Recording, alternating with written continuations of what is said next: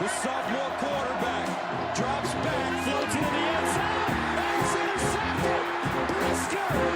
Wow! Brisker! What a game! Penn State! Hello and welcome to Trading Twos, a Penn State football podcast. I am Ryan Parsons.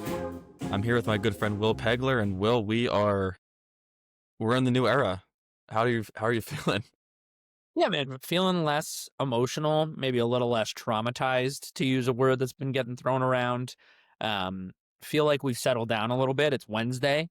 Things still feel weird, but we are back kind of into a game week after 15 days of complete and utter chaos and a huge slide down from Penn State football. So things have settled a little. How are you feeling? Yeah, good, I guess. I wrote a story for Black Shoe Diaries about how this kind of feels like a divorce or a breakup. Like I'm going through all the emotions. It was like when I first started seeing pictures of him on Twitter, I was like getting sad and like remembering the good times. And like at the presser, Terry was kind of acting like he died. He was like, yeah, like James was able to speak with us like one last time.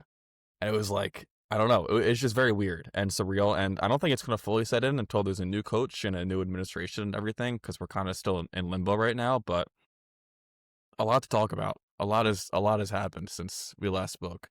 Yeah, dude, your point about him. Yeah, Terry at his press conference on Monday, which we can get into, after Pat spoke, he was like, yeah, man, I miss James already. I was like, Jesus, I mean, he's still your friend. Yeah, you can like text him. It felt like a death and like a grieving period, which we're still, I guess, in the heat of right now. Yeah, man, but agreed. I think Sunday we recorded our rapid reaction or whatever, which we were more shocked. Sunday night, I got a little sad boy as well. I was like, geez, man, thinking about Sam Ficken and like the Pinstripe Bowl.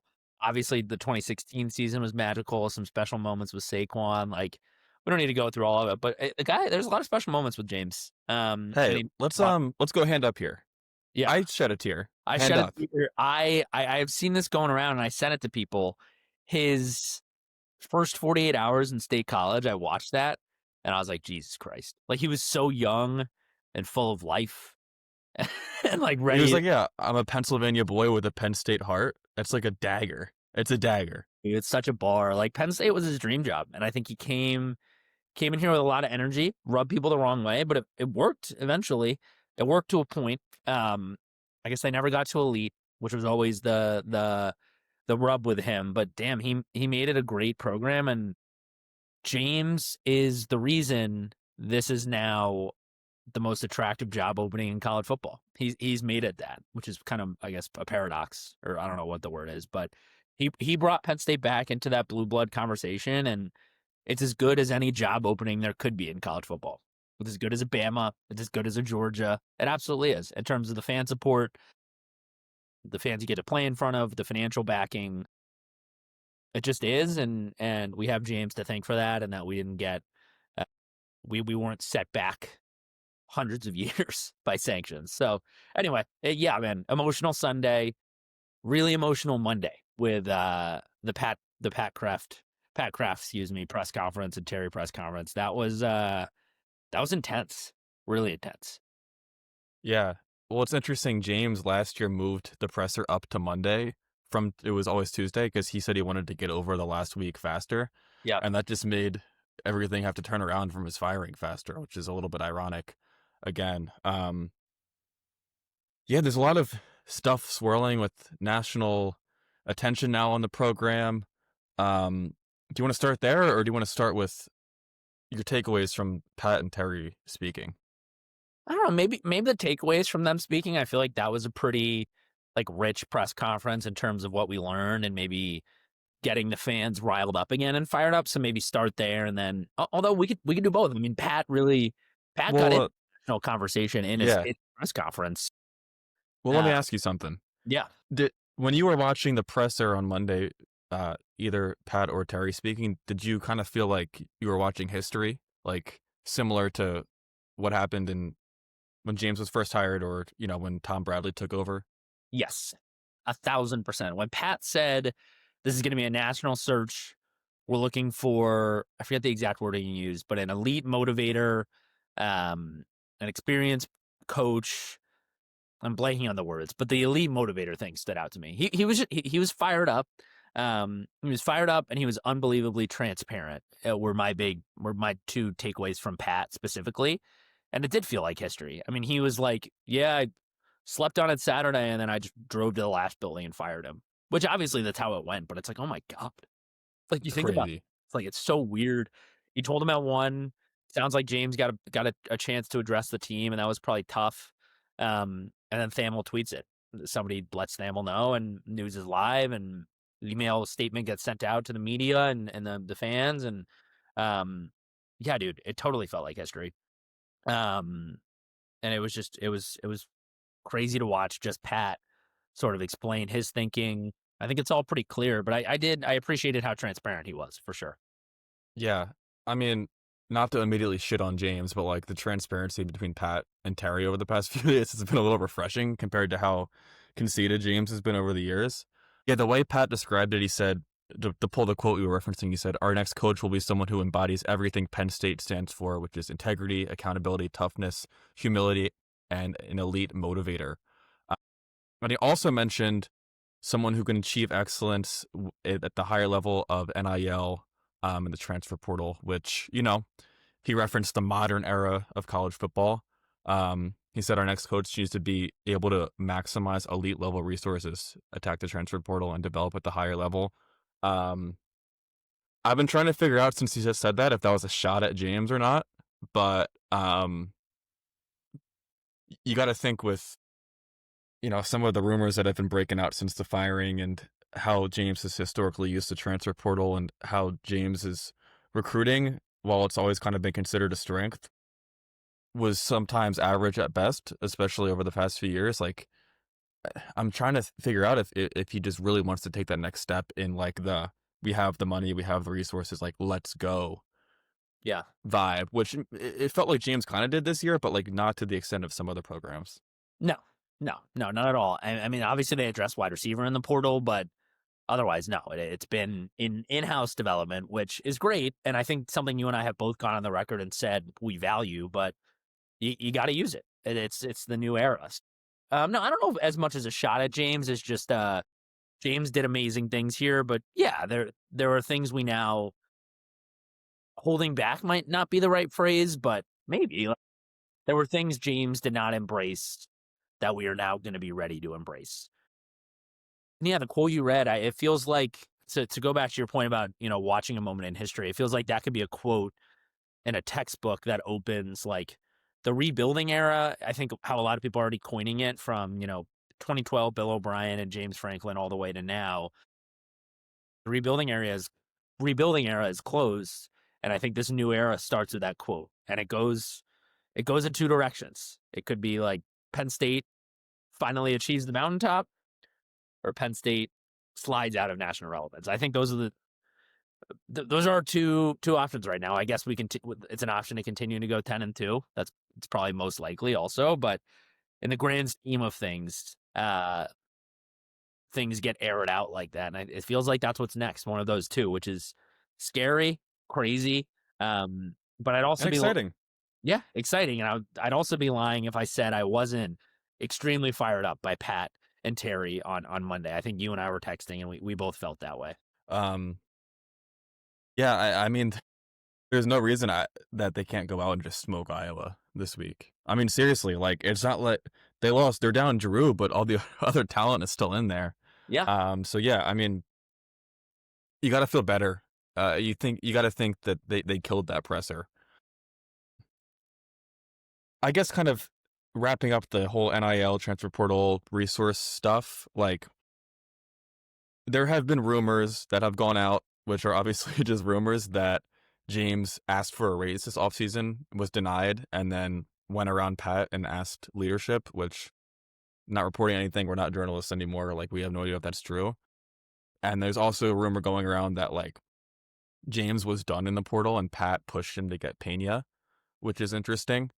And you got to think if this stuff is true, that kind of points towards this being, I don't know, that Kraft is looking for someone who is willing to go more out of the box rather than the old-fashioned way that James did with recruiting and development.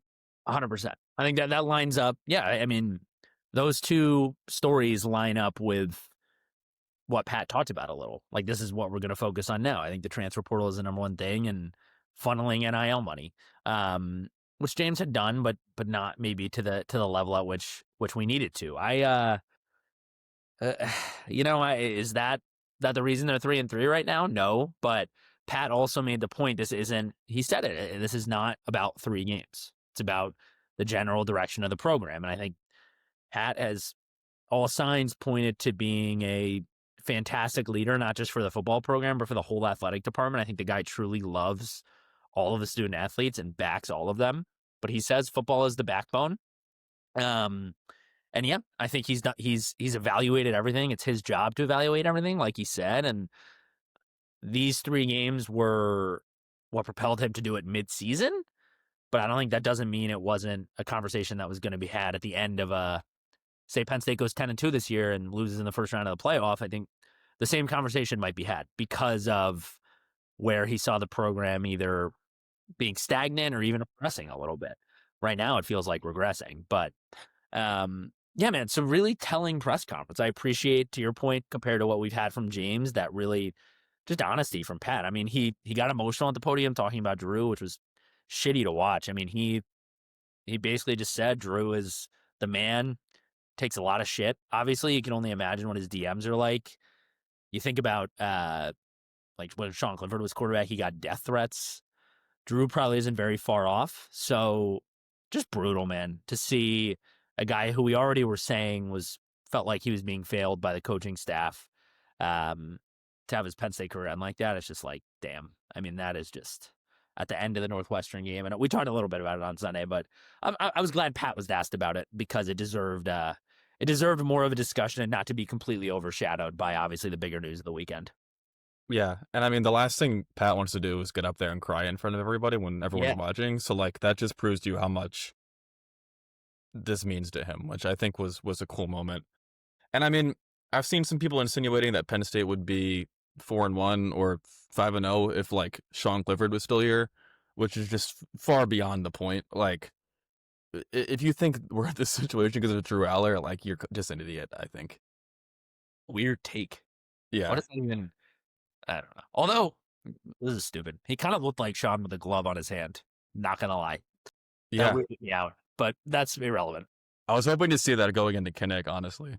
Yeah, me too. That would have been cool. It's still it's amazing he's not going to play another down for Penn State football, but that hasn't really sunk in yet. That hasn't. I think the James firing has sunk in more than that. Yeah. We still got Drew. I found myself thinking that, and then I was like, oh, it's Grunkmeyer, this kid who's attempted 11 passes this year, and we don't know much about. But anyway, we can get more into that in a sec. I think, yeah, I think we just appreciate Pat for that.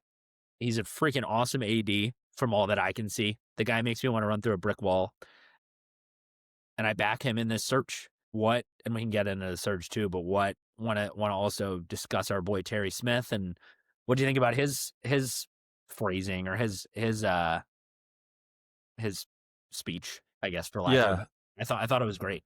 Yeah, I mean, I think he also said all the right things. I mean, he is like definition of a Penn State guy, like 3rd generation Penn Stater from Aliquippa, has coached in state at other places, played for the program. Like, he's the guy you want here because I think he, more than anyone, will be able to convince current players to stick around and proving that this is more than just James or NIL money or whatever. Like, this is about Penn State. This is about the fans. This is about the university. And I hope that goes both ways with the fans supporting the players too. So I super back him here. And I'm excited to see how they play for him on Saturday because he's said over and over again that effort is not going to be an issue. Yep. 100%. I loved all of it, man. I mean, he made the point about his father taking his family out of Aliquippa with the education here at Penn State, which like randomly made me emotional. I was like, that's fucking awesome. And then talked about his son, actually, or either his stepson or his son, is Justin King, who played football at Penn State as well. Like you said, Terry played up. I mean, the guy is Penn State through and through. So no one else I would want that's currently on the staff to take over for this. I think he was the obvious choice. And yeah, I mean, yeah, to your point, he was fired up. He was transparent. I think he was ready to roll. He acknowledged that this is a tough time for everybody, but no other option but to move forward, which is true. And yeah, I think him really highlighting, it was a little eye opening. Like he's seen like they had lost their swag, lost their grittiness, their like love of the game. Even I think he mentioned it was like, yeah, I mean, we all see that. So I think a lot of people, including myself, appreciated him, calling it like it was. So I'm excited about him. He also spoke to the media tonight, Wednesday night. And I thought he did great post practice. Again, he was super transparent. So I'm excited about him. Him and Grunk, two guys thrusted into completely new roles, leading the team against Iowa. Yeah. I mean, what he said about the grit and the toughness was, I think, what stood out to me the most. I don't think by any means he was taking a shot at James, but I think he was, like you said, he was calling balls and strikes there. Yeah. And he said something else about how last year a lot of things kind of just bounced Penn State's way, which I thought was interesting. I don't know if he meant it in the way that I took it, but I kind of took it in a sense of what Kraft was saying, where this is more than just 3 games. Like, they were in the shit against Minnesota last year. They were in the shit against USC last year. And against Wisconsin, too, which Drew was hurt, so it's kind of a different story. But they miraculously clawed their ways out of those situations, where this year against UCLA and Northwestern, it just didn't happen. I don't know, maybe in a way Penn State has kind of been hanging on by a thread for a while, and this just kind of needed to happen. They didn't really dominate Boise State necessarily. I mean, they won that game, but they didn't really blow the doors off of Boise State like maybe people thought they should have. So, yeah, to your point, I think that's 100% true. It's interesting he even said that. Yeah, I loved what he said on Monday. I think leading into tonight, Wednesday, his last time we'll get to talk to him before Iowa. Again, really transparent. He talked a little bit more about the Sunday meeting, really emotional. He even said, he was like, we've had to talk one-on-one with guys who there's a lot of anger, a lot of guys who feel like they failed James. And he said, he's like, yeah, we failed him. Collectively, we failed James. That's why he's not here anymore. But it's time to, pick ourselves up and move forward. I honestly couldn't believe he said that. And I thought it was a kind of a like beautiful thing to say, because it's like, call it like it is, man. You're the leader of these guys. Call it like, how it happened, which is really cool. And I appreciate that again. So, yeah, a couple, honestly, we're sort of just running through the week here, but I had a couple takeaways from tonight, which is, it was just a 10-minute presser just right after practice, but he had a lot of cool kind of moments. I think he opened with talking about what I already said, but he's confident in Grunk, and they're sort of have sat down together and are relating to like, hey, I'm suddenly the head coach of Penn State football. You're suddenly QB1. Like, let's do this thing. And that's sort of making me get my wheels turning again. It's like, that's kind of fun, man. 2 guys just going out there, the new guys, just ready to rip it at Kinnick. I mean, 0 expectations. So anyway, that sort of, that sentiment kind of got me fired up. I don't know about. Yeah, I mean, he convinced me they were going to win the game. I mean, he didn't say anything that like would insinuate they are. He basically was like, yeah, this week has been pretty terrible, honestly, which I love the transparency. Like he said they canceled practice on Sunday. Monday was like really difficult. And yeah, I mean, these guys are probably pretty shocked James got fired, and a lot of them were committed to him more than Penn State. So, I mean, I trust him that he's going to have them ready to go on Saturday. Yeah, it was a really thick presser today. He said a lot of interesting things. Yeah, dude, again, super interesting and transparent. He actually even talked about how he talked, and I think Mark Brennan asked him about it, but he spoke with Tom Bradley. Tom Bradley was on the staff when Terry was there in the late 80s, early 90s, or famously and kind of like infamously was Penn State's interim coach after the scandal happened, after Joe was fired middle of the week, and Tom Bradley coached the team in a really weird loss against Nebraska, and then the rest of the season. So him and Tom Bradley and Terry are the 2 interims kind of ever for Penn State's. Cool that they already had a relationship. I think it's great that they spoke. Sounds like he gave them some good advice about how to keep the guys fired up. So I thought it was interesting that he told the media that. I think, again, it's another sort of mark to make. Like, okay, this guy's doing the right things. He wants to make his mark on the program, even though he's an interim. I mean, we've got half a season left, and these are his guys. So I just that fired me up too. I think that's a little bit like Penn State cliche, like let's go. He talked to Tom Bradley, another legend, but it's working on me. I think No, it's I mean, that. Mark Brennan basically asked him like a leading question. He was like, was there anyone who like may have been in a position you've been in before who's talked to you? And he's like, yeah, man, I talked to Tom. Which I mean, I honestly was not expecting. You know what's another interesting piece to that? Yeah. You know what Tom Bradley did? You know when his first win came? Was it Iowa on the road? No, it was Ohio State on the road. Oh my god! I think he might have been the last person to beat Ohio State in the shoe as a Penn State coach. Unless did we win in 2014? I don't think so. Oh. No. We had those. That's one of like one of the 2 Ohio State wins in our lifetime. Yeah, that's easy. I forgot in the shoe. Yeah, great shout. So yeah, interim guy. I don't know. That's another point, man. Go to the Ohio State game. Let's go. Yeah, Jay Paterno tweeted about it. He was like, I don't give a fuck. I'm going to be there wearing white. And I was like, no, not Jay. It was Scott Paterno tweeted about it. It was Scott. It was Scott. Yeah, it's like, I'm just, big difference. He was like, yeah, I'm going to be there wearing white. And I was like, yeah, man, me too. I know, right? I like that, no, man, it's fun, man. It's really fun. And it's cool. Well, I shouldn't say fun. This is a tough. It's not the season we wanted, but I think it's turning into something interesting and fun. It's a historic season. I do think these guys, and again, it's weird to compare it to what happened in 2011. It's completely different situations, completely different scenarios in terms of where the program stands. I do think these guys have a chance to be remembered for the guys that James brought in and held it together for him and sort of bridged the gap between the kind of starting to crumble James era and the new kind of drive into hopefully sustained national prominence. So these guys are important. This team is really important. And I think we tweeted something like stand up and be a Penn State fan today. Like they need us, man. So I love it. We got Tom Bradley jumping in. We got Scott Paterno jumping in. People are fired up. People are riled up for the guys. Yeah. Well, I don't think it's unfair at all to compare it to 2011 or 12 because, yeah, I mean, the situation was obviously extremely different, but it's the only other coaching change Penn State has had before, like, the Vietnam War. So, like, that's the only other change anyone has known. And it's like, yeah, Bill O'Brien was obviously in there for a little bit, but I think that was kind of a foregone conclusion that it was more of a temporary thing at the time. So, I mean, that's all we really have to go off of at this point. So that's just what it kind of feels like a little bit. And that's why it is a little bit weird. Super weird. Super weird. I think you even said, I think you said this on the recording, but are we going to have, a Mike Motti Zordich situation?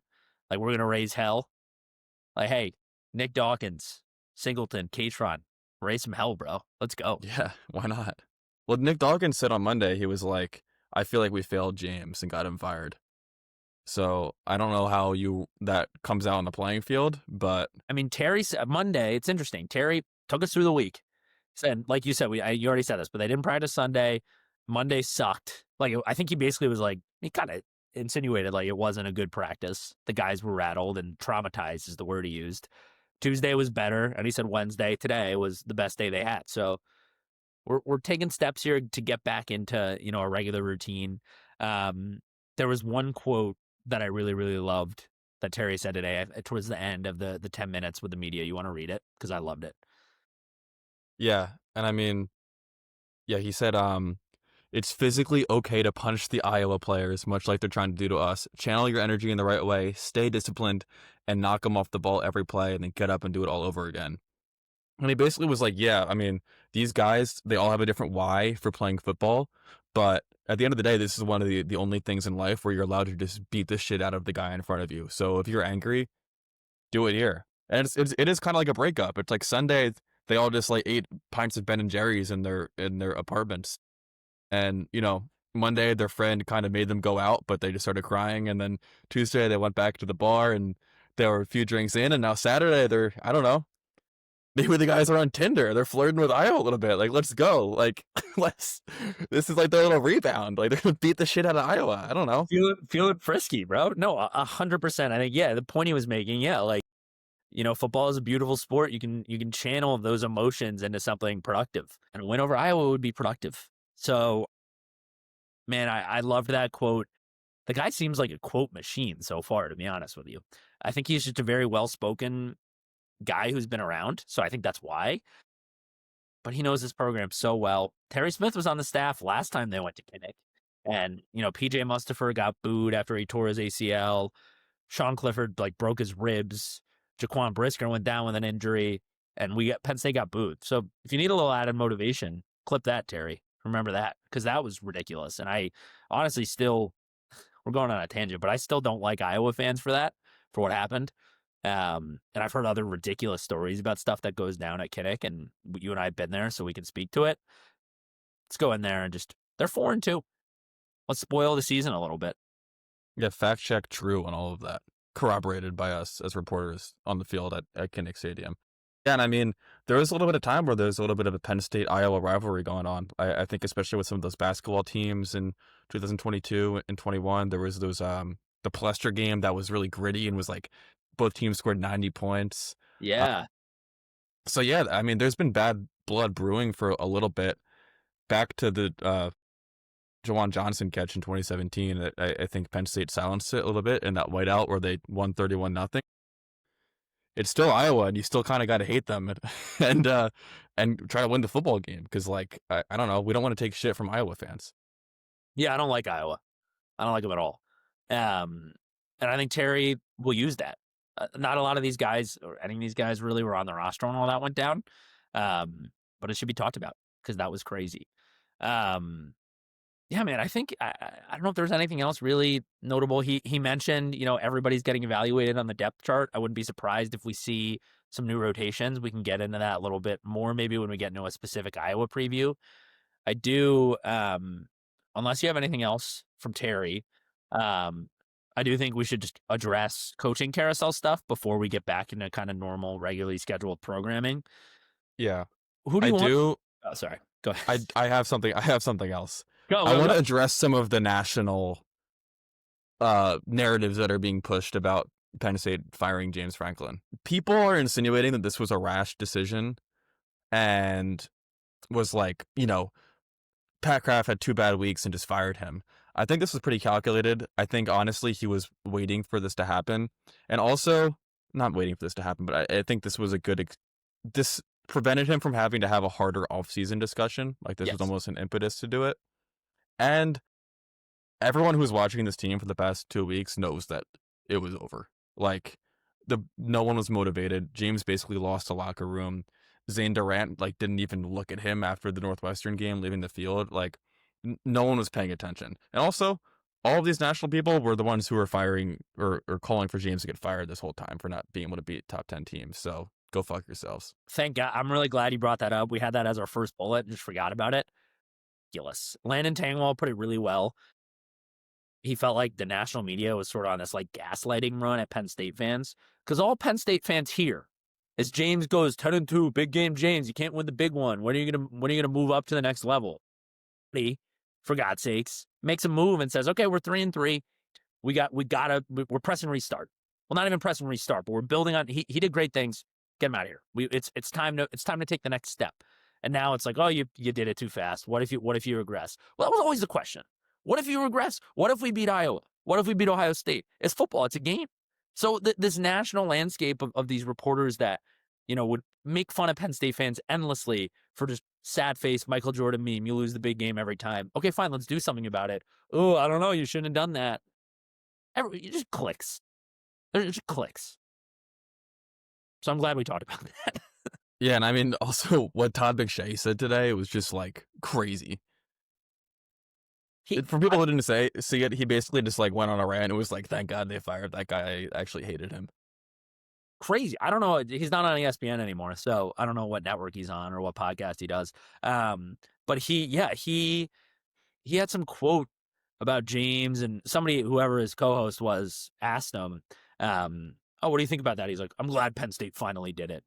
Which is also kind of, he went overboard the other way. Like, all right, man, yeah, but he basically talked about like James has been a poser for the past 12 years. He's worried about his own image.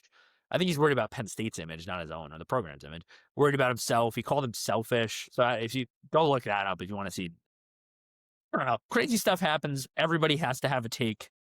A lot of people who don't know anything about Penn State or State College or the politics of everything like to have takes. Yeah, I mean, Politics of everything, but I'd say we're still fairly plugged in.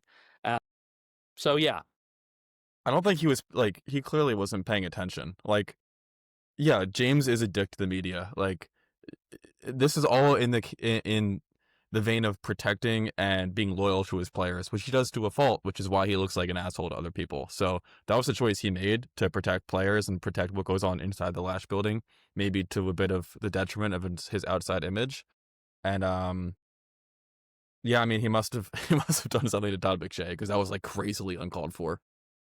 that was the most negative. A lot of people I've seen, like, yeah, sad situation in State College. We'll see what happens. A lot of the gaslighting stuff that we had just mentioned, that was the most negative thing I'd seen. That was, I didn't realize he hated James Franklin so much. I don't know what their beef is, but yeah, I'm glad you brought both of those things up. I got a little fired up there for a sec.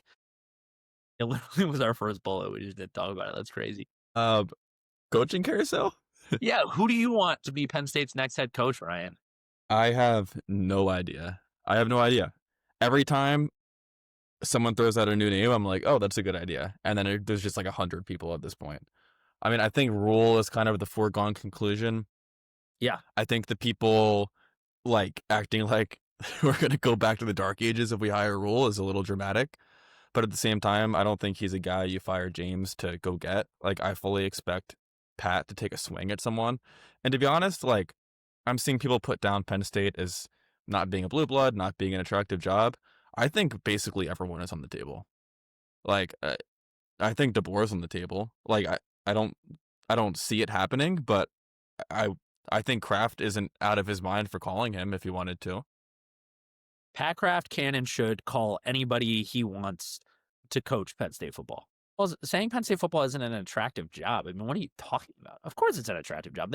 That's part of the reason this is so exciting for guys like us. Like, anyone is on the table. Anyone. Yeah, I'm seeing a lot about Rule.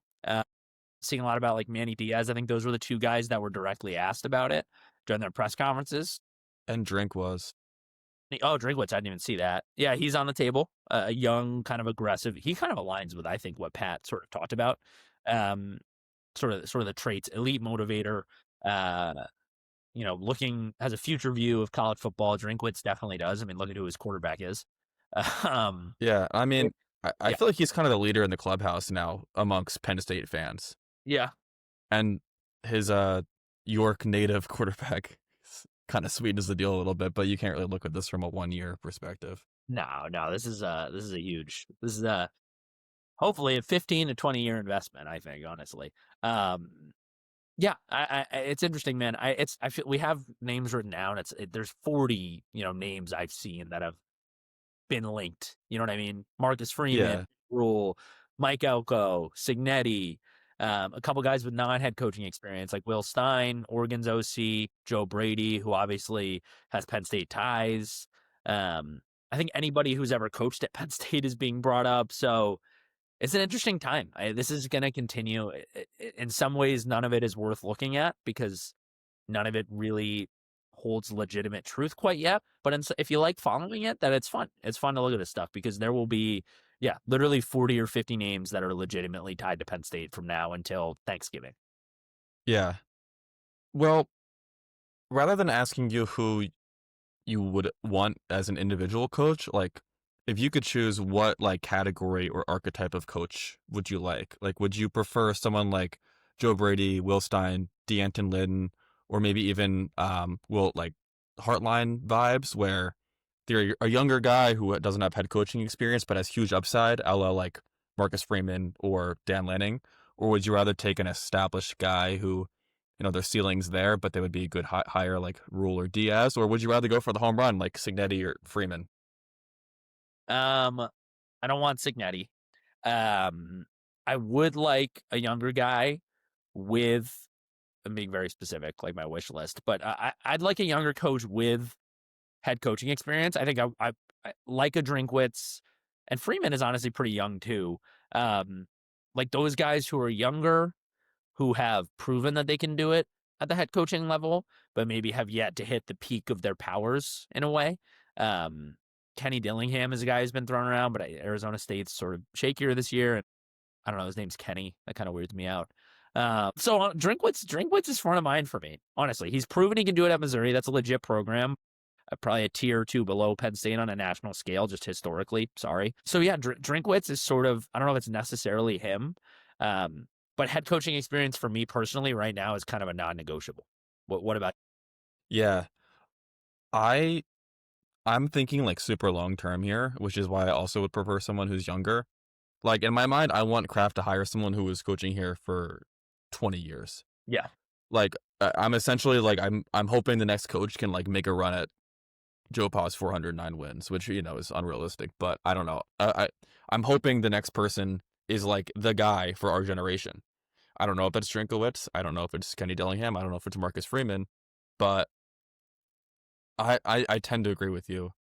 Part of me is tantalized by the OCDC thing. Like, you look at Lanning, where he didn't have head coaching experience. You look at Marcus Freeman, Kirby Smart, but you forget all the people who were promoted and it didn't work out because you don't know who they are anymore. So that intrigues me a little bit, but I think Penn State is kind of still in a win now situation where you want to have someone who can bring in their system, has their guys, and can take what James has built and not regress too much. I like Freeman too, man. I mean, and honestly, Yeah. I mean, he played linebacker at Ohio State with Vrabel, I believe, with Mike Vrabel, and now he's the coach in Notre Dame. So I don't think he has deep allegiances either. If I'm Pat Kraft, I'm calling him for sure. I mean, that guy has done it at a high level for Notre Dame. Obviously lost in the national championship, but that was a great team, a great season. I think he maximized. He got everything he get out of Riley Leonard. Something James Franklin got criticized for in terms of getting the most out of his quarterbacks, most recently. Maybe fairly or not fairly. But anyway, yeah, man, I maybe we could do this like weekly, talk about guys that are flying around. There's so many we could name. I saw John Gruden on a list, which come on. Maybe. Yeah, and Harbaugh. Yeah. The Ravens Harbaugh, to be clear. Yeah, sorry. Yeah. No, that's crazy. It's crazy. The one who's not banned from coaching in college football, to be clear. The one who didn't cheat? Yes. Got it. Yeah, man, so this is crazy. I mean, Pennsylvania ties are getting thrown around. Like, I think Elko has Pennsylvania ties, the Texas A&M coach. So I don't know. It's something to monitor. It seems like you and I are aligned about what's needed, but I agree with you. There's some coordinate. Will Stein, the Oregon coordinator, is interesting. I think people really like him. Joe Brady, I feel like, has been framed as this football guru and wizard for years now. So it's only a matter of time before he gets a shout as a head coaching job or at a head coaching job. Yeah, but it's fun. It's fun to follow, if nothing else. So, and when Nebraska comes to town, when Indiana comes to town, expect people to be like, don't let Matt Rule get on that plane without, a pen and paper. And same thing with Signetti. Although I can't really stand Signetti. His personality bothers me. So now we're just kind of off the cuff here, just talking about naming guys we don't like. Yeah. Anyway, we got to be careful because we can say something and then they'll just be the coach and we have to support them. I know the Kenny Dillingham thing might hurt. Let's not clip that. Yeah, we can start calling him Kenneth. That's just, to me, that's just not a head coaching name. Sorry. Yeah. I mean, is Eli? Drinkwitz? That's kind of a good name. He also kind of looks like a nerd. Marcus Freeman is a head coaching name, and he does look like Marcus Freeman is like ripped, and his name is Marcus Freeman. Like that's a football name. That's a head coach. I mean, ever since I don't think that report is real that came out about him. I think it's probably just for him to try to vie for an extension at Notre Dame. But geez, it makes you think a little bit. It does. I'm picking up the phone if Pat Kraft's calling me. everything's on the table. Like honestly, Yeah. I don't think that's a stretch to say at all. No, 100%. Everything's on the table. It's Penn State. It's an attractive job. Should we check in on our segments? We haven't in like 2 or 3 weeks. Obviously, there's not much. Yeah. The over. We talked about the over on the field stormings hit. Drew, unfortunately, Drew crying is good. The under is going to hit because he cried once, coming off the field with the career-ending injury, and it was at 1.5. So, but he did. But we also have Drew emotional episodes at 1.5, and he kind of had an emotional episode at Portman. Remember, it was like, "Is this team still capable of making the playoff?" And Drew was like, "What do you think?" And it's like, "Well, yikes." Yeah, I don't know. so it's like, I don't know. Maybe we push on that. Like, good podcasting here. Katron Booms is at 6, and we have the line at 7.5. Yeah, I mean that's what he scored 7 times. He didn't boom against Oregon, which was a good call. So that's gonna hit. Yeah. And I mean, at this point, dude, feed that guy until he breaks the rushing record. Honestly, because like there's not much else to root for this season. I know. I mean, him and Nick are currently split exactly at 70 carries, which I think people are pissed about. I think Katron almost doubled Nick against Northwestern, so they're kind of starting to separate here. Still, I'd love to see Nick get going. He seems like such a nice guy, and I just want both of them to get going. But yeah, Katron Booms is getting hammered. We'll monitor the Rutgers situation and Piscataway. Hey, I'm still going. 55. I'm going to be there at the Rutgers game. We'll see. I don't know, man. There's been some awkward media encounters. You're crushing me on freshman snaps. Yeah, well, dude, I mean, this goes back to the wide receiver situation. Like, he's just not playing the guys. I think they just don't want to burn Kobe Howard's red shirt because he's only gotten right because he's a true freshman, so he's only gotten run. Obviously, yeah, he's only gotten run against. He got significant run week 1 against Nevada, and then he saw some time against Nova, and he hasn't played in 3 weeks. So he's kind of killing my total. Von Kamaju's played a good amount. I think he's played in 5 games. No, maybe he's only played in 4. Either way, you have Chaz Coleman on your true freshman draft snap count. That's been crushed because he is getting a ton of run, as is Darius Dixon at the cornerback spot. So really, you have 2. They've got to be leading true freshmen in snap counts, I would think. So that's exciting. The other thing with Dixon is Terry basically benched AJ Harris after he let up that touchdown, and he admitted it. He was like, "Yeah, we just didn't think it was right for him to be in the game anymore," which, I mean, goes to show how much the locker room was lost and things were just falling apart there. Yeah. That was I forget. I'm glad you brought that up. That was another example of transparency. Yeah, Dixon's got a lot of run, and then the other cornerback, Collins, Adavian Collins. So. Yeah, it's those are our segments. That was weird. Sorry. Should we like make new ones like in the post Franklin era?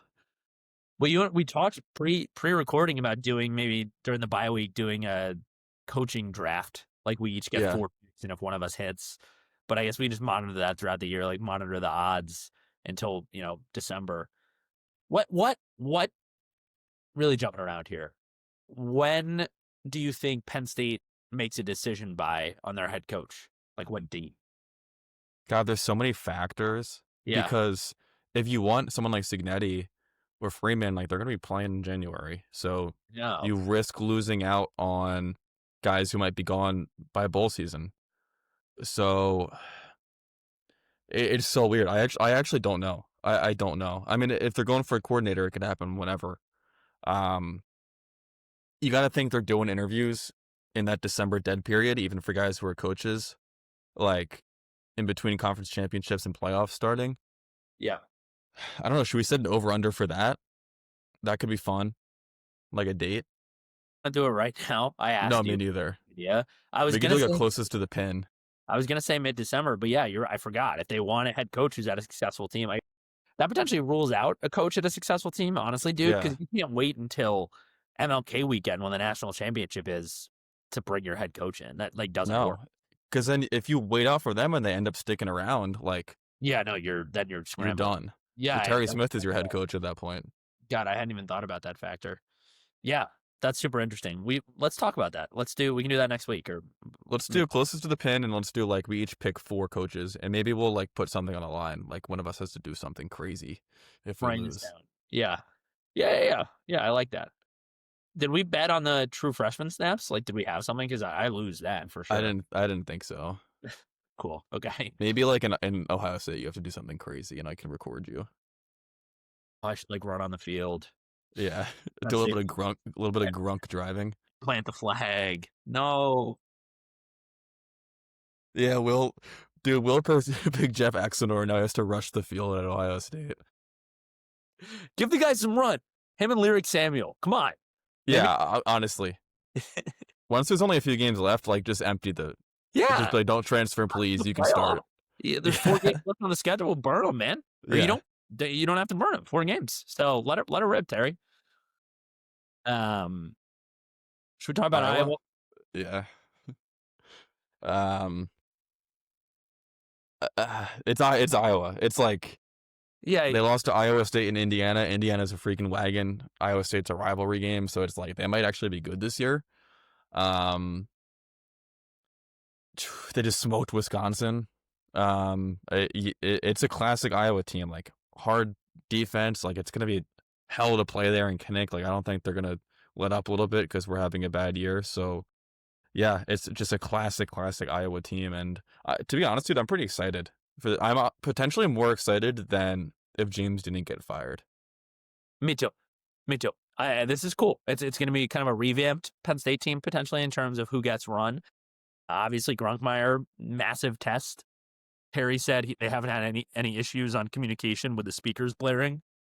I don't know how much that replicates 70,000 Iowa fans screaming at you, crazy fans who don't have a professional sports team to root for, so they're especially crazy. We'll see though, man. It's Iowa. They're 4-2 in October, and their defense is really good.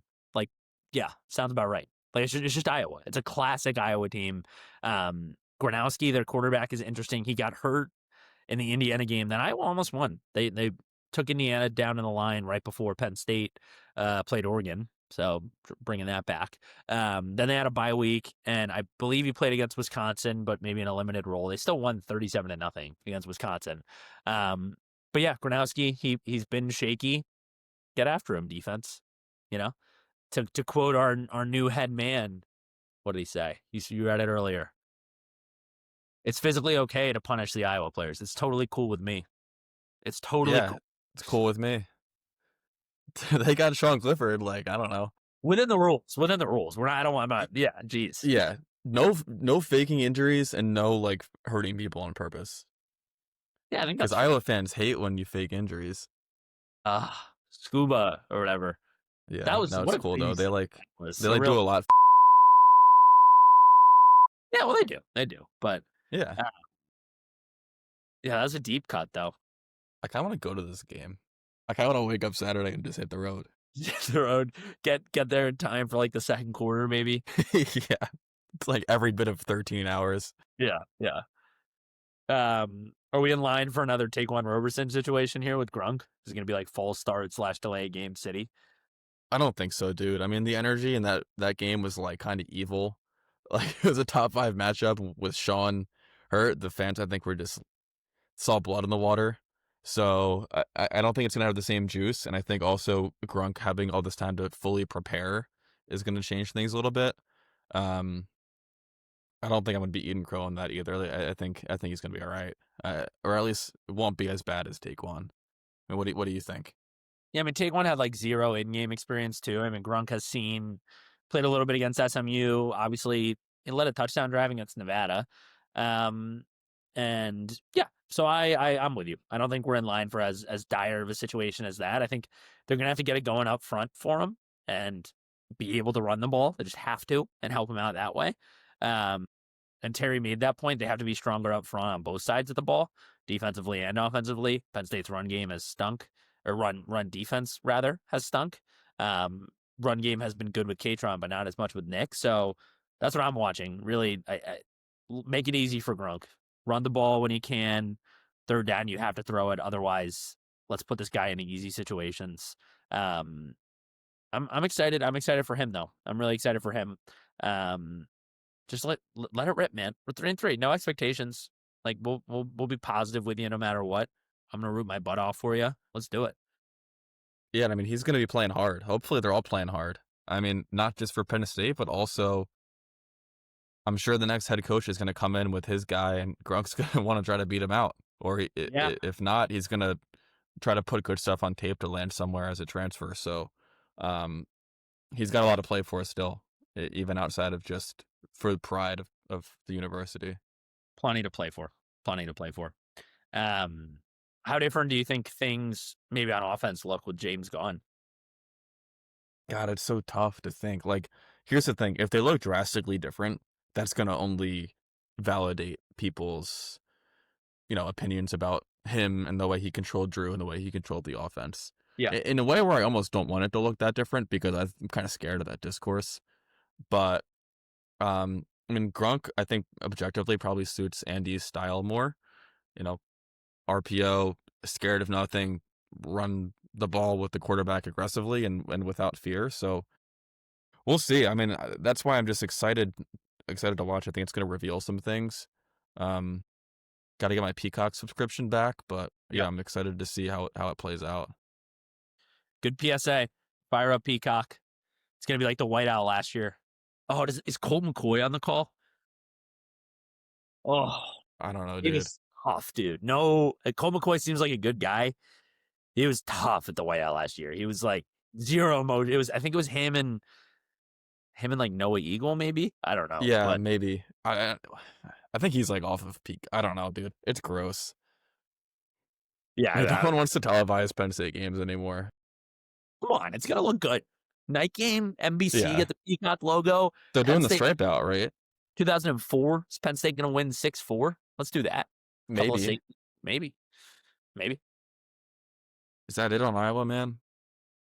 I think, to be honest with you, like, nobody's coming here to listen to our expert football analysis. Like I said, they're 4-2. It's October. It's Iowa. It's gonna be like a fall. Like you know exactly what this team is, and their quarterback's named Mark Gronowski. It's like so Iowa. So let's go in there. Let's play an aggressive, gritty Terry Smith brand style of football. Let's legally punish Iowa. Yeah, I'm excited to see what the Terry Smith style looks like. I'm kind of fired up for this game. I mean, do you want to put a score prediction on a record? I kind of don't, but I will if you want. Yeah, I do. Let me just think about it. I'm going 40-20. Penn State 40-20, even numbers. Okay. And I'm going Okay. Nick Singleton breaks free a little bit. He just lets it rip. All right. I'm gonna go with that. I'm gonna say like 19-12 Penn State. I don't really know how like either team gets to those numbers, but like it's just gonna be gross. That's a boomer. That's a Chris Berman prediction, man. 19 yeah, you gotta be bold with your prediction. Couple doo-to-doos. That's I love it. I love it. I love it, man. I've gotten myself even more just talking about it. I'm even more excited. Terry Smith and Pat already got me fired up for it. Like, let's go. I think it's gonna be like a fun. I'm like clearly really fired up right now. Like, I have a nice fall Saturday. See the foliage. Like, get a call. You have all day to hang out. Like, stress a little less because it's like I don't know what we're 3-3. Like, our coach is fired. And if you don't have Peacock, like go to the bar. Like, Yeah, you'll find a way. Follow along on your phone. Text us. Yeah. We'll get your password maybe. We'll get yeah. Maybe. Yeah. Let's start a Patreon, and if you subscribe to Patreon, you can like get our Peacock password. Yeah. Gotta be a mess, dude. I'm really I they had to fire James. But I'm proud to be a Penn State fan. I'm really proud that we have people like Terry Smith in the program and people like Pat Kraft fighting for us. There's a lot of good people still in the program, and I'm excited. I'm really, really excited to see them go against Iowa because it's at the end of the day, they're student athletes. They're Penn State students, just like you were once or currently. So root for them, man. It's been a tough week. Let's back this team, really. Yeah. I mean, Terry used the word traumatized. it's been tough for them. Let's back them and let's hope they fight for us. And yeah, I mean, walking around the city recently, I've seen a lot of people still repping Penn State stuff. I don't know if it's just people who don't follow the football team, or if maybe they're back in their university. And I mean, apparently the sentiment among the students is pretty positive. It seemed like a lot of the students did not like James.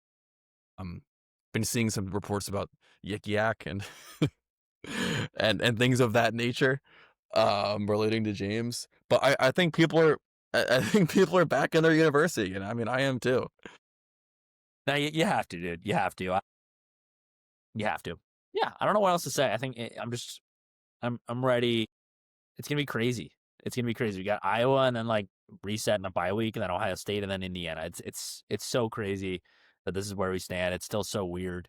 What do you? You're talking about Yik Yak. That's crazy.